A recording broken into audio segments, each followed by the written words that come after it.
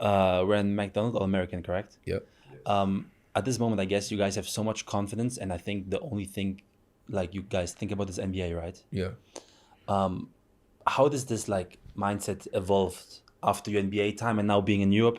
Is it something that like you have kind of regrets that your career wasn't only NBA, or like how like this mental aspect played into your mind? I mean, obviously the NBA was always the main goal, and I did end up getting there. I didn't last as long as I wanted to, but I don't have really any regrets. Okay. You know, I actually like playing in Europe. Last year was my first year in Europe, but I always watched it. You know, like I Yeah. always like paid attention to it Okay, because cool. like the basketball over here is like crazy. Yeah. So I always paid attention to like Mike James while he was over here and Shane Yeah. Larkin. Yeah, Like when yeah. I was in the NBA and when I was in China, I always like paid attention, but I could never like get a good enough deal to come over here and turn down like China where I was playing at the time.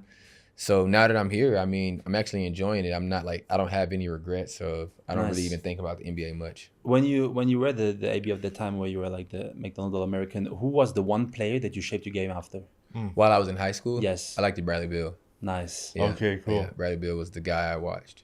I like that you speak about Mike James, because I had a question I wanted to ask you. You know, two crazy athletes with like crazy highlights, right? I wanted to ask you, like, both on your prime. I think your prime is right now. Mike James in his prime. Who's winning one-on-one, man? I mean, I'm a confident player. You know, Mike James is great. I mean, obviously, I think I'll beat anybody one-on-one. Yeah, there you go. But Mike James is, I mean, he's a great player. He's done a lot of great things. He's a tough shot maker. He's a good player. Do you actually like? I'm always curious about these confidence players. Like, do you actually think you can score on anybody? I do. Yes, I do. I really do. Nice. I want to bring back on the McDonald's All-American. Was this the first time you were thinking like, okay, my place in the NBA is like realistic, I can be in the NBA, or was it even before that? It was actually a little bit before that. Okay. I had an open gym where like some NBA guys came back. Austin Rivers was one of Yes. them. Courtney Lee, you know, those guys are from Florida, and they came back, and I was in high school, I was in 11th grade, and I like was playing well. Like I scored a couple buckets on them. I didn't dominate or anything, but I did enough to make myself think like, dang, I'm in the 11th grade and I'm playing Yeah. against these NBA guys, and I can do something. I know I Nice. can make it there one day if I keep working, get stronger. Obviously, I was real skinny at the time. But around that time, when I knew that it was like me going to the NBA was a very reachable goal for me. That's cool. So then right after this, you know, you brought the same level of confidence and the same level of scoring to LSU, which is very interesting because you're, I think, in the same class as Ben Simmons, right? Yeah. What was special about that year with the team? It was great. It was different. It was a lot of ups and downs with that year. Obviously, you know, Ben had a lot of injuries, but we had a lot of hype around us because of Ben, obviously. But seeing some of the things that he can do just up close and personal, it was just crazy. You know, he's real talented. He was a real talented Like, player. what was he doing different than other guys, you know, that you could see, oh, man, he's like a one-of-one. I mean, he just used. I mean, he had like a right hand floater from the free throw line, like reverse Yeah, I dunks. remember. This Yeah. is crazy, man. This is crazy. He was a 6'10" point guard, guarding point guards. His passing skills were crazy. Like it was stuff you would see him do in practice that just was crazy. What was then from when you made the jump to the league? What was your toughest, let's say, adjustment you had to do from college basketball to NBA? I would say just playing a role. Okay. Because when I was in the NBA, you know, I had different coaches. I had one coach, I had Fred Hoiberg, and I had another coach, Jim Boylan.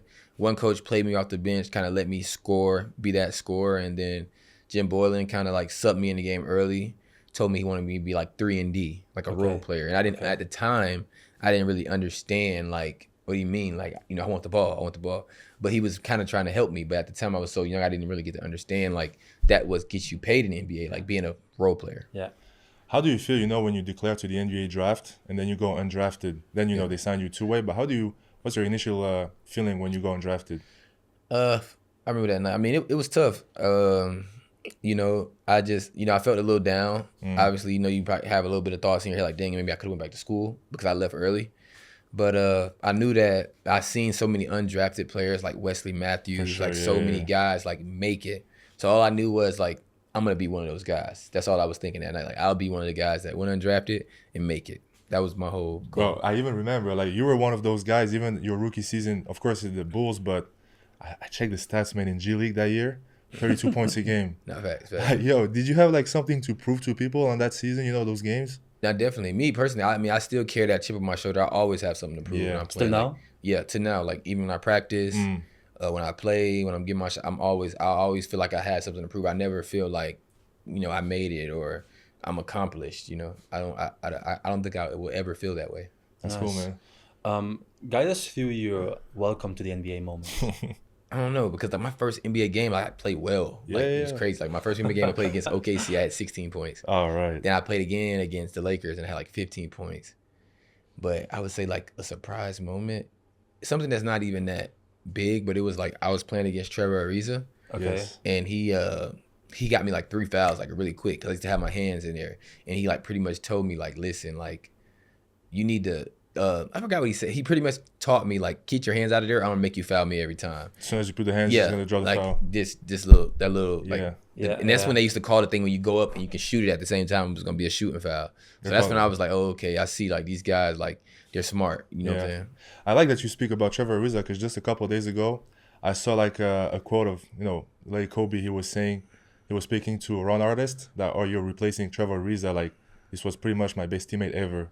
So did you feel like he was like this greatness, even because when you played him, he was older, right? He was older. He played with Washington at the time. Yeah. And I was in Chicago. I was playing against him. But who was the biggest like star that you saw that you're like, damn, bro, I'm like on the same court as this guy? It's crazy. LeBron. Really? It's LeBron. always LeBron. Like, She must have the said. yeah. Yeah, Like, LeBron, playing against LeBron, and he did like a crazy pass. Like he had like, the ball like this and did like that and just threw it with one hand. yeah, with to Oh, Zubac. you were in this game? Yeah, I was in that game. Oh So my God. It was I just, remember this. Yeah, he was then one time I like drove down the lane and I like seen him. He was like deep, like kind of in the corner, and he like came to help, but he stopped and I went up and dunked it. And I was just like surprised, like dang, I didn't know if he was gonna block it. I was young, I was all two-way at the time. But it was just like being on the court with him, you know what I'm saying, going against him. Crazy, Like man. in high school I was wearing his shoes, like the EYBL LeBron. Crazy. So that was definitely the It was biggest the game one. he passed it to Ante Zizic, I think. You Ante remember? Zizic, yeah. Crazy.